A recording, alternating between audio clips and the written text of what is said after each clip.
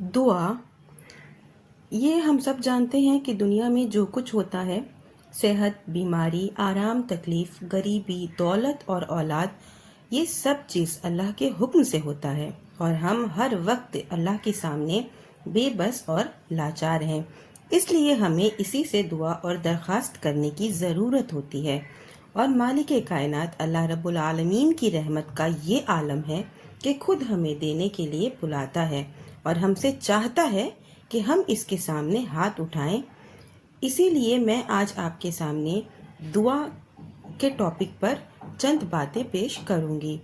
الحمدللہ رب العالمین والصلاة والسلام علی سید الانبیاء والمرسلین محمد وعلی آلہ واصحابہ اجمعین، اما بعد۔ اعوذ باللہ من الشیطان الرجیم، بسم اللہ الرحمن الرحیم۔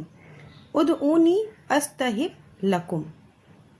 یہ آیت جو میں آپ کو سنائی ہوں، اس میں بھی اللہ تعالیٰ یہی فرماتا ہے کہ مجھ سے دعا کرو، میں سنوں گا اور تمہارا سوال پورا کروں گا۔ حضرت ابو ہریرہ رضی اللہ عنہ روایت بیان کرتے ہیں کہ اللہ کو دعا سے زیادہ عزیز اور پیاری کوئی چیز نہیں ہے، اور آپ صلی اللہ علیہ وسلم نے فرمایا کہ دعا تقدیر کو پلٹ سکتی ہے اور اچھا سلوک عمر کو بڑھا دیتا ہے۔ ابن عمر رضی اللہ عنہ سے روایت ہے کہ رسول اللہ صلی اللہ علیہ وسلم نے فرمایا کہ دعا اس مصیبت میں بھی کام آتی ہے جو موجود ہو، اور اس میں بھی جو ابھی نہ آئی ہو، اس لیے اللہ کے بندو دعا کرتے رہا کرو۔ ابو ہریرہ رضی اللہ عنہ سے روایت ہے کہ نبی اکرم صلی اللہ علیہ وسلم نے فرمایا، جس کے لیے دعا کا دروازہ کھول دیا گیا، اس کے لیے رحمت کا دروازہ کھول دیا گیا، اور سب سے بہتر یہ ہے کہ اللہ سے عافیت کا سوال کیا جائے۔ عبداللہ بن عمر بن عاص رضی اللہ عنہ سے روایت ہے کہ آپ صلی اللہ علیہ وسلم نے فرمایا، 3 شخص کی دعا رد نہیں کی جاتی۔ سب سے پہلی، والدین کے حق میں دعا، والدین کی دعا، مسافر کی دعا اور مظلوم کی دعا۔ اور ایک روایت ہے کہ روزہ کھولنے کے وقت روزے دار کی دعا اور انصاف ور بادشاہ کی دعا اور مظلوم کی دعا اللہ سے بادلوں کے اوپر اٹھاتا ہے، اور اس کے لیے آسمان کے دروازے کھول دیے جاتے ہیں، اور رب فرماتا ہے میں تمہاری مدد ضرور کروں گا اگرچہ کچھ وقت لگے۔ اسی کو کسی شاعر نے لکھا ہے، آہ جاتی ہے فلک پر رحم لانے کے لیے، آہ جاتی ہے فلک پر رحم لانے کے لیے، بادلوں ہٹ جاؤ دیدار رہ جانے کے لیے۔ چونکہ ماں باپ کی دعا اولاد کے بارے میں سنی جاتی ہے، اس لیے اس کی سخت تاکید ہے کہ اولاد کو بد دعا نہ دی جائے۔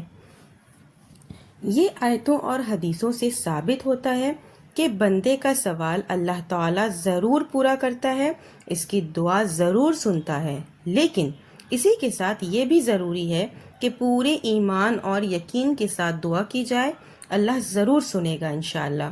ابو ہریرہ رضی اللہ عنہ سے روایت ہے کہ رسول اللہ صلی اللہ علیہ وسلم نے فرمایا کہ پورے عزم اور یقین کے ساتھ دعا کرو، یہ مت کہو کہ اے اللہ تو چاہے تو مجھے معاف کر دے، بلکہ پورے یقین اور توجہ سے دعا کرو، کیونکہ اللہ تعالیٰ کے لیے کوئی چیز بڑی نہیں ہے۔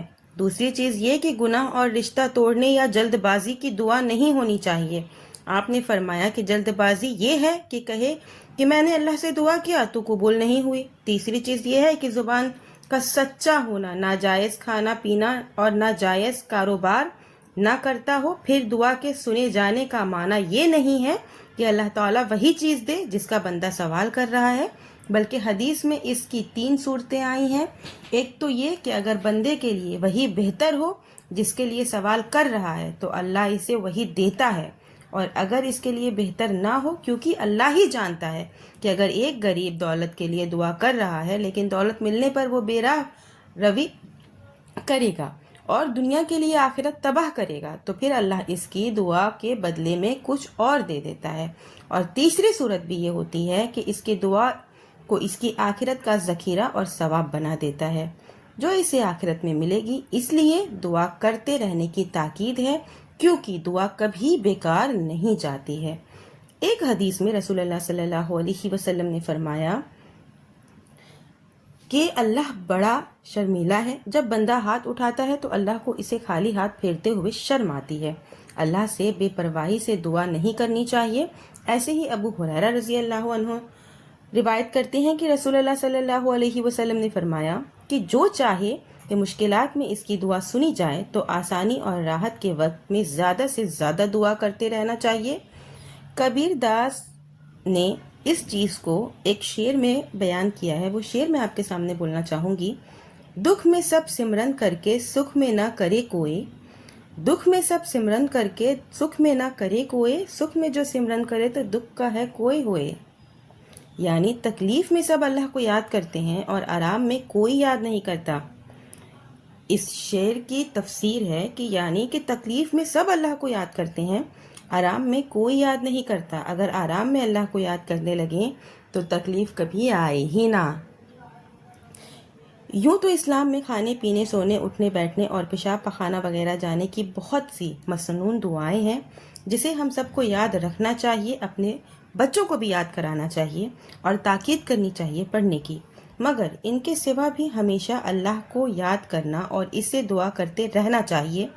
صحابہ اکرام رضی اللہ عنہم دوسروں سے بھی اپنے لیے دعا کرایا کرتے تھے.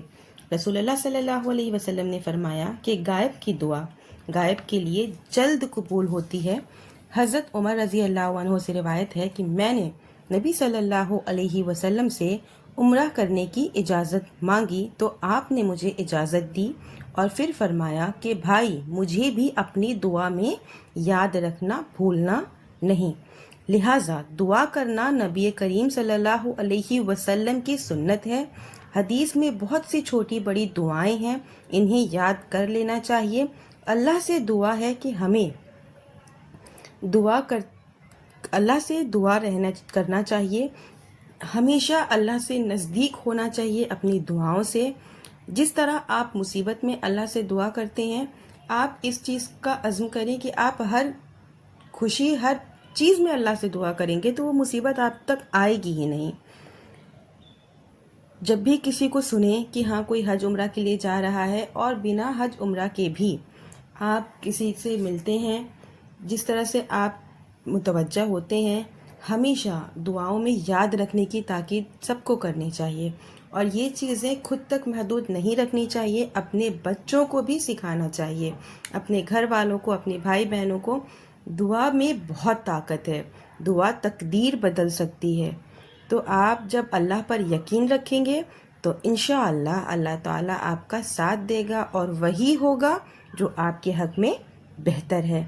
اللہ تعالیٰ سے آخر میں دعا کرتی ہوں کہ یا اللہ تعالیٰ ہمیں دعا کرنے کی توفیق دے اور ہمیں اپنے دین پر ثابت قدم رکھے. آمین. وآخر الدعوانا ان الحمد للہ رب العالمین.